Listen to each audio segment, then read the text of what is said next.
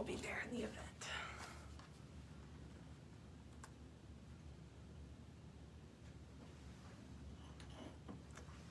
Okay, it should be there.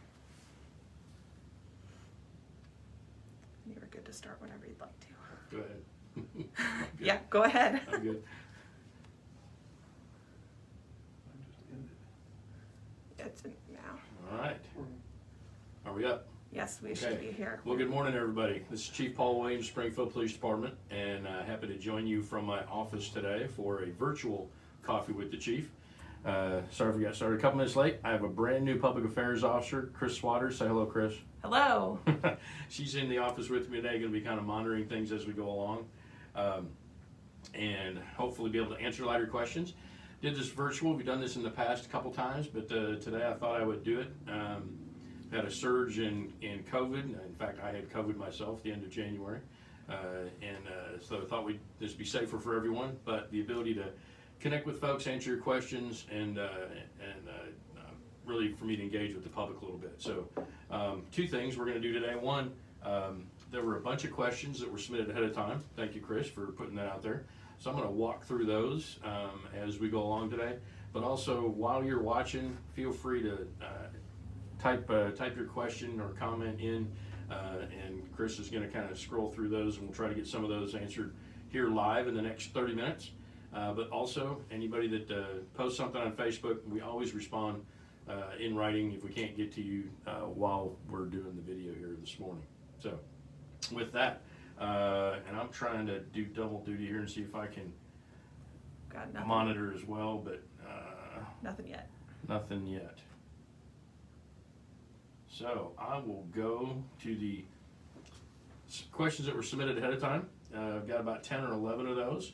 So thank you for those who expressed some interest or some concerns. The first one I'm going to address, it's about harassment and cyberbullying. There were a couple different questions. One from a citizen about harassment, having issues with folks in their neighborhood, bullying and threatening each other. Another one about cyberbullying, so basically online harassment. And I'll address all those together.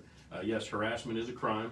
One of the comments said the term harassment can be nebulous, so how do you define it? Well, we define it by the way the statute defines it. There's a Missouri statute that makes harassment a crime. There's also a municipal ordinance, but in essence, harassment is conduct that includes unwanted communication that may be threatening, intimidating, frightening, or causes emotional distress.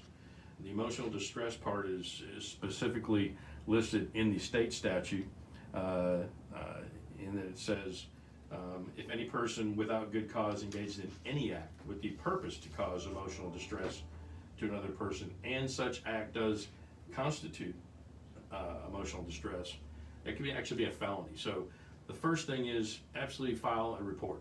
If you feel you've been threatened or harassed in any way, shape, or form, let us know. We need to know about it so that we can investigate it and see if it fits the facts of the statute or the ordinance, but also to document that activity. Sometimes that's the number one thing to get it to cease. If you let us know and we contact the person who is suspected of the harassment and get it to stop. So whether that's in your neighborhood, dealing with a neighbor and you can't do that one-on-one, you're having issues, certainly encourage people to be good neighbors, knock on the door, go next door, talk to the person, do one-on-one to try to resolve it. But if that doesn't work, and you feel threatened or harassed, intimidated in any way, shape, or form, let us know, and we'll step in and see what we can do. Same thing for the cyberbullying, and that can take many forms. It doesn't always rise to the level of seeking police intervention. There's a national cyberbullying hotline, and there's lots of resources out there for folks to connect outside of law enforcement. But certainly if you feel that we need to step in and help with that, file the report and we will investigate it. So I'm going to take a break and see if there's anything that's posted that we need to address. We do have one comment that just came in. If an officer of SPD were to commit an act of misconduct, how would such a case be handled? So the question's about officer misconduct, and yes, we do get complaints of officer misbehavior, allegations of that. We have a very competent and thorough internal affairs unit that investigates those complaints, and we take those complaints any way, shape, or form. So you can go online and file a complaint. You can make a phone call. You can send it by mail. You can show up in person. You can email me specifically, and they can be done anonymously by the person who is feels victimized or a result of the officer's actions, or a third party. And those are handled in a variety of ways. If it's a serious allegation, such as an allegation of a criminal act or excessive force, those are investigated by the Internal Affairs Unit and classified as a Class 1 complaint. Class 2 complaints, which would be improper procedure, discourtesy, what you may consider lesser violations, behavior still serious, and those are generally classified as Class 2 and investigated as well. But we also have a couple other processes. We have a citizen complaint resolution process, which is basically a mediation process where if I review the complaint and determine it looks like there was miscommunication, misinformation, and it would be better served rather than launching an investigation to get the officer and the citizen to sit in a room together, mediated by a supervisor, and talk things out. That works very well. We generally have 20 or 30 of those a year that we're able to resolve that way. Benefit of the citizen, benefit of the officer as well. And then lastly, there are some, believe it or not, that we get that aren't us. People that complain about a Springfield police officer and it's actually a deputy or a person in another state. We still classify those or catalog those, and keep them, but we classify those as miscellaneous, meaning we're not going to investigate that. Similarly, people tend to complain about officer behavior when it's really not the officer's behavior. It's the result of the citizen's actions. They were written a ticket or charged with a crime. Those guilt or innocence complaints, once again, we log and catalog them, but we don't investigate those. We move those into the miscellaneous file and direct the person to the appropriate court, whether that be state, city, or federal, to address their concerns there. So thank you very much for that question. Great, we've got one just about panhandling and how Springfield Police Department approaches panhandling. So the question about panhandling, there is actually no city ordinance against panhandling. We do get those complaints. We did have an ordinance that addressed aggressive panhandling years ago, but unfortunately, from I think the citizen standpoint, a lawsuit was filed by ACLU, and council tried to make some changes to that, wasn't successful, so the panhandling ordinance was taken off the books. We do have something, people confuse it with that.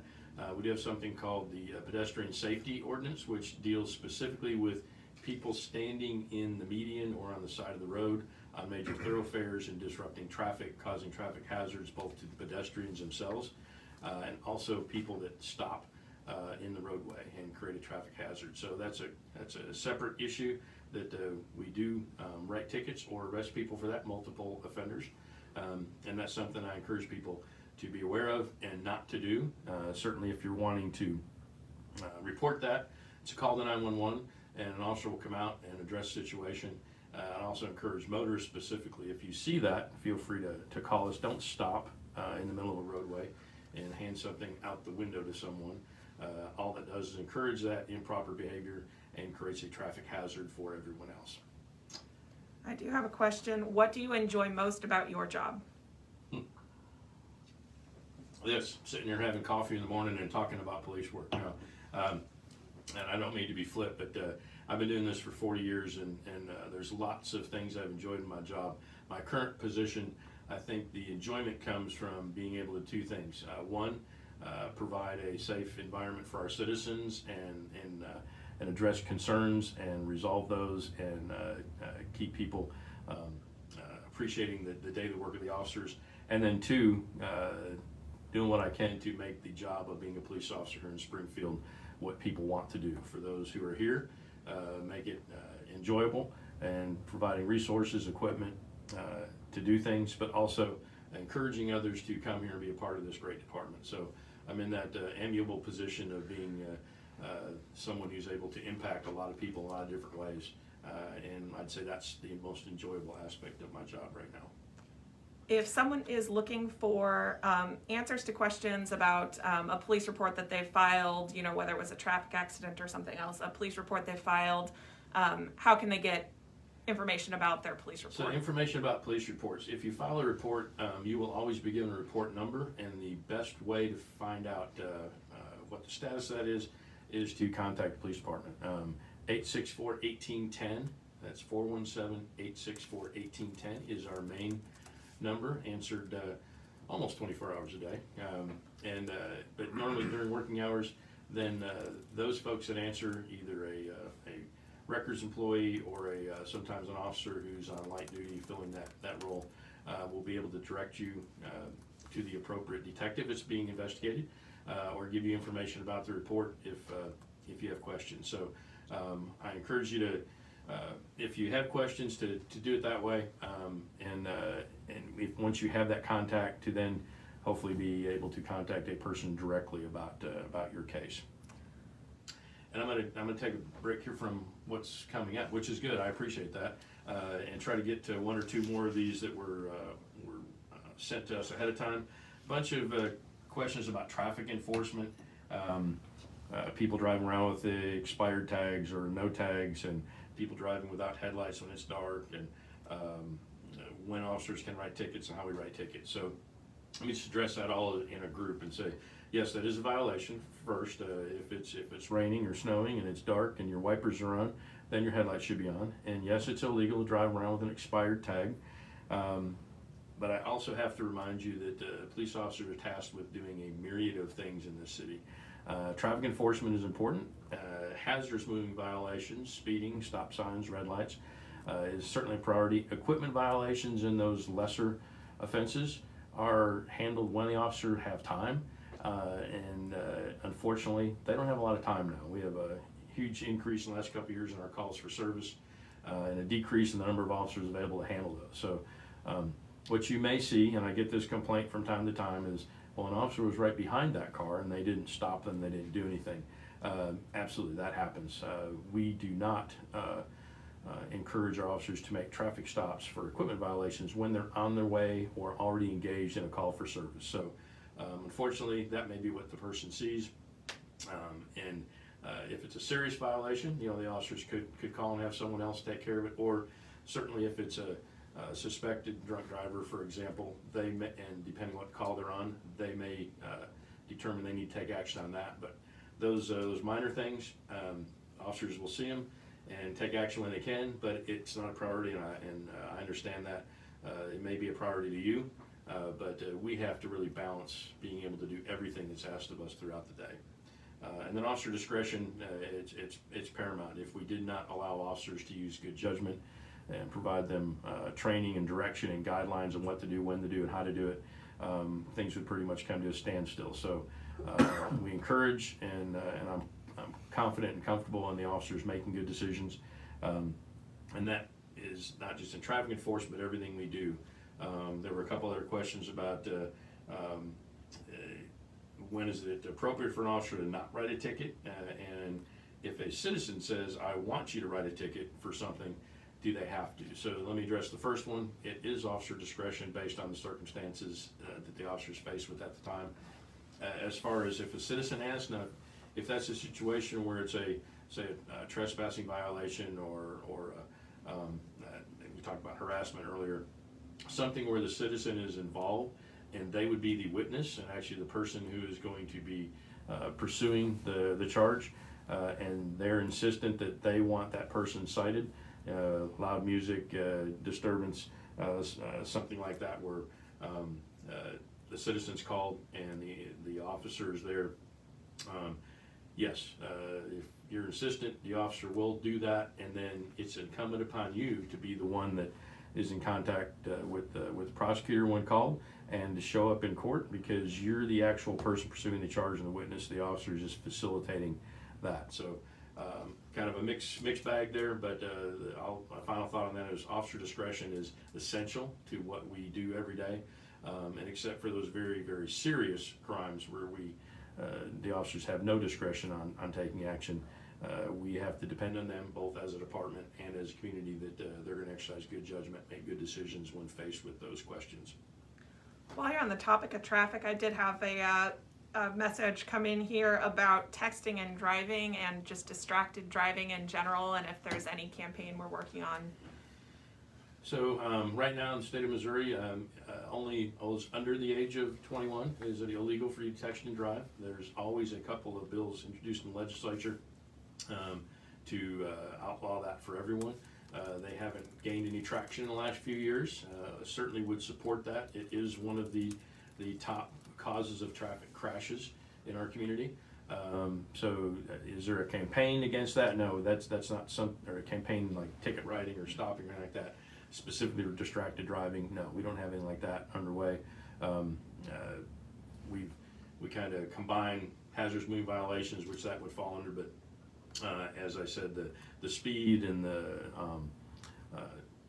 stop sign violations, red light violations, those kind of things is more of our focus when we're doing some enhanced efforts to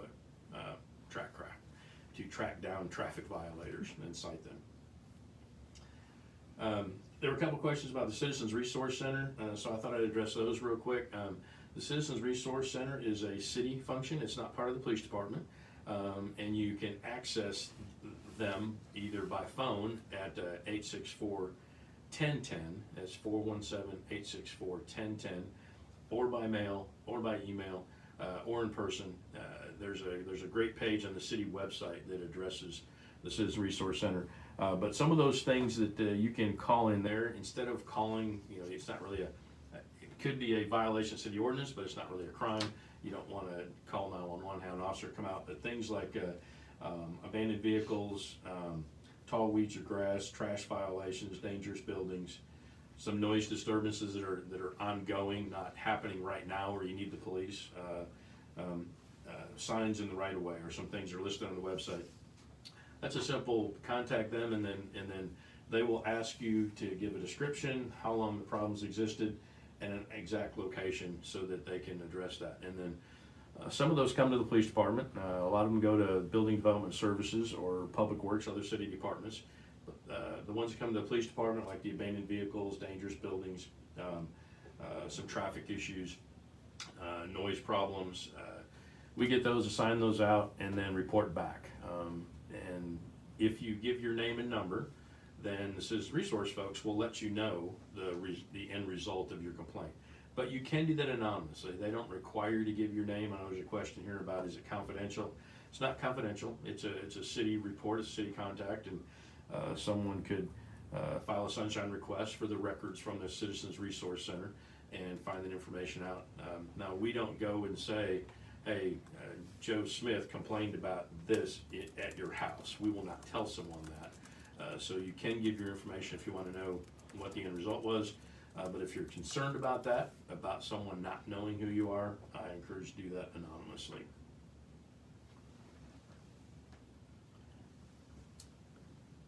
Okay. It is Coffee with the Chief, so I'm using my SPD coffee mug and coffee while you're taking a break. We've got one question on here. How do our dedicated Springfield Police Department officers deal with frustration of the courts who allow offenders to go back out on the streets to reoffend, especially after dangerous apprehensions? Police work can be frustrating at times because we are part of the criminal justice system. And yes, officers express frustration. I've certainly experienced that and expressed that over the years, but ultimately we're responsible for what we can do. Frustration with the court system or the correctional institutions or the jail, things we can't control, just adds undue stress. So I encourage my officers to focus on what they can deal with and focus on the task at hand. Now, in a bigger, broader, general sense, recently convened a group here in Greene County, the Greene County Criminal Justice System Roundtable. So invited judges, prosecutors, defense attorneys, elected officials from Springfield and Greene County to come together and kind of talk about the system as a whole, about things that are bogging the system down, or how we can work together to make it more efficient and bring justice to victims and process criminals through. So very encouraged. We've had one meeting already, plan to meet monthly and talk about those issues just in a very informal, I said, calling it a round table. So there's no formalization to it. There won't be issues coming out of it that can be mandated, but just getting everybody at the table and talking, I think, is a good thing. So trying to do that both from the police perspective to ease our frustration, get some things out that we're concerned about, but also every aspect of the system has issues with other aspects, and sometimes not talking about it leads to more frustration and is not worthwhile. So I'm looking forward to some very positive coming out of that in the future. I've got a question on here about smash and grabs, which I think would lead into the kind of the question you've got about vehicle thefts that we had earlier. So had a couple different questions about vehicle thefts and car break-ins.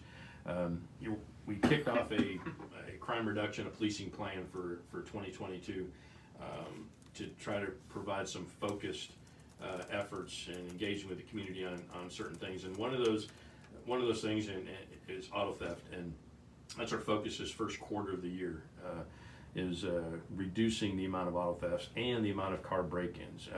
So auto theft specifically, I can tell you that it's very frustrating from our aspect, and we've talked about this before, but generally a third to 40%, depending on the year, of our auto thefts here in town are because the keys are left in the vehicle and the vehicle is unsecured. Similarly with car break-ins, people breaking into a car, taking things from a car, even if the vehicle is secured, people leave valuable items sitting out where it's easy to see. And I'll tell you, criminals are people of opportunity. They are walking through a parking lot of an apartment complex, or walking through a neighborhood looking in car windows, or walking through the parking lot at the mall. They are looking for things that they can easily take. And if it's not there, they don't see it, they're going to move on and look at the next car. If the door's open, that's certainly unlocked. It certainly creates an opportunity.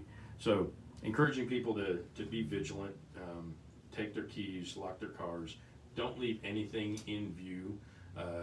Your purse, your laptop, your backpack, believe it or not, those are things that we get reports of all the time, that people think their car's locked up and it's in the parking lot at one of the parks, and they're going to go out and run in the morning, and they leave their purse in the front seat or their backpack while they go to class, and they come back and it's gone and they can't figure out why. So secure those things, put them in the trunk, don't take them with you, and then lastly, just a final reminder, take your keys with you and turn your car off when you stop for a cup of coffee in the morning at a convenience store.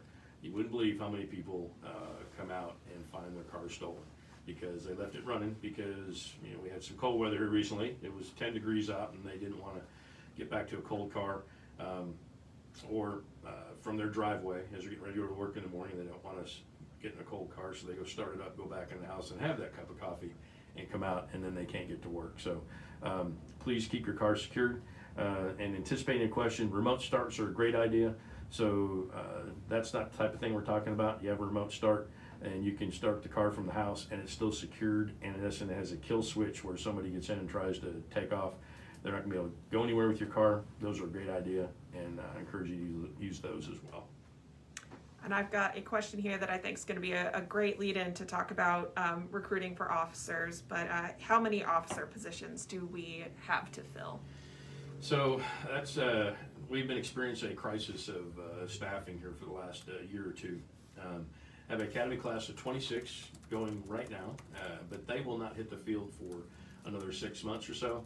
And I have 41 more vacancies. I have 3 people retiring next week, so I'll have 44 by next week. So we are testing for the next class, which is going to start in August. I have 20 people signed up to test already this Friday, but that's a monthly testing process. So yes, recruiting and seeking people to be police officers is an ongoing, continuous process. We test every month. We have 2 academy classes scheduled for each of the next couple of years to try to catch us up to where we should be. Historically, we lose through retirement and resignation 20-25 people a year, but the last couple of years that's been about 35 people a year. So that, coupled with a decrease in people interested to apply and want to be police officers in 2020, 2019, created that, I hate to use the term, but I use it anyway, perfect storm of less applicants, more people leaving, created more vacancies. So we're starting to see a rebound. As I said, that class of 26 is going on now. We had over 350 applicants last year. And we're hoping that's going to continue increasing this back up to the norm of about 450 a year. But if you're interested in being a police officer in Springfield, I encourage you to go to our website. And we actually have a specific recruiting website, gospd.com. www.gospd.com has all the information you want to know about how to and what the process is and what the benefits are, both for brand new police officers, but also we have a very active lateral recruiting program. So if you're an officer in another community where you're not supported and respected, that's absolutely something we enjoy here in Springfield. Or you're just wanting to move to a beautiful part of the country and enjoy everything that the Ozarks has to offer outside of work, or you're in a smaller department and want to step up and be part of a larger, more professional agency, we encourage you to check out that website as well. Our lateral testing program kind of coincides with our recruit testing, but whenever we have 2, 3, 4, 5 interested folks that go through the process from other agencies, we will kick off a lateral academy. Much shorter shorter training process than a traditional academy, because we're respecting the fact that you're already an experienced law enforcement officer. So we have one of those scheduled in March, and those will come about whenever we have enough interested folks to do that. So in the meantime, I can't say enough about the good work of the men and women of the Springfield Police Department dealing with that increased workload and created by vacancies which are throughout the department, both in patrol and investigation side.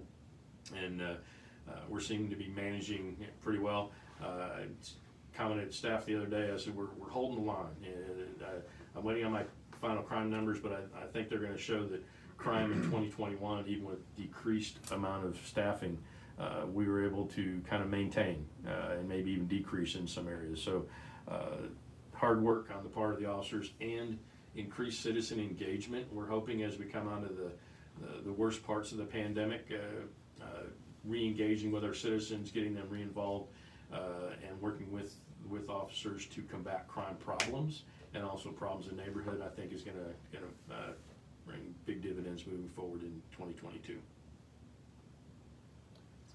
And I'm gonna see if there's anything else. I think there were a couple more questions that were sent ahead of time. One about our LGBTQ citizens. The question was people feel less safe and they're not reporting when they are harassed or threatened or bullied. Well, the first thing I want to remind you is if you don't tell us about it, we don't know about it, we can't address the issue. So if you feel you have been threatened, harassed, or bullied any way, shape, or form, please let us know and let us follow up. We do have a liaison for that aspect of the community. Lieutenant Jennifer Charleston is our liaison to the LBGT community, works closely with the Glow Center here in town and also promo on the state level. So if you have further questions, comments, want someone to come talk to you, your group, or you want to meet with someone, I encourage you to let us know, and we will get Lieutenant Charleston to set up that meeting and hopefully allay some of those concerns. And then the last couple things, streetlights, can SPD request streetlights? So part of our CPTED process, crime prevention through environmental design, CPTED, really talks about lighting and how you work to make your property less convenient for criminal activity. That's something we're very much engaged in with our business community, but also with neighborhoods as part of our neighborhood watch and meeting with neighborhood associations. So if there's an area you think needs more lighting, certainly bring that to our attention. We work closely with our partners at City Utilities. It's ultimately their decision if more lights are going to be installed or different lights are going to be installed. But we can certainly bring that question to them and work with you to determine if that's appropriate. Trying to think if there's anything. I guess there's one more I saw in here about how do you handle the recovery of stolen property and after reports are filed. So I talked earlier about getting a report number and connecting with the police department and or the investigator. We have, whenever we recover stolen property, our first call is back to the victim, and we host those reuniting events from time to time where we give property back that is no longer needed as evidence in the case, or it's recovered and we can give it back to the victim, and it's not going to impact our investigation. So that's it's a simple contact with the detective to see if your property has been recovered or not. I think Bernice on Twitter wanted to know about our volunteer opportunities. Volunteering. So we have a volunteers and police service group, and there are a number of volunteer opportunities.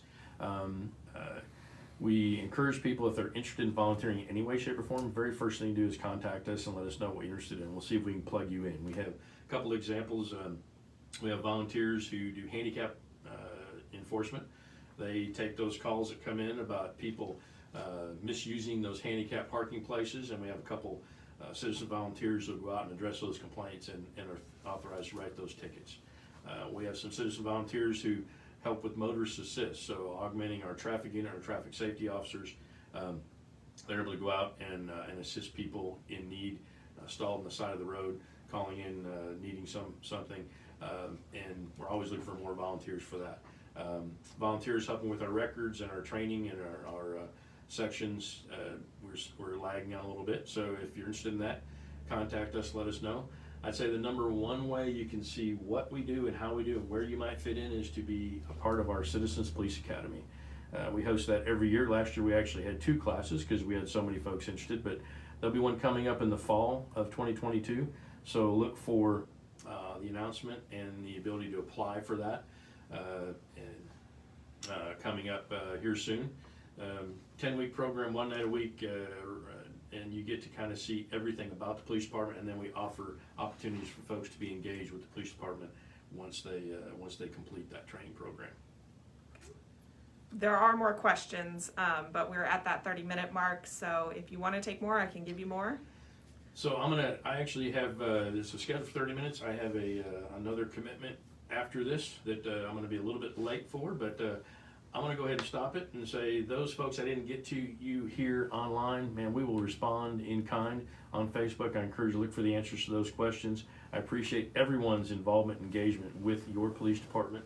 Look forward to good things coming in 2022. Thank you very much.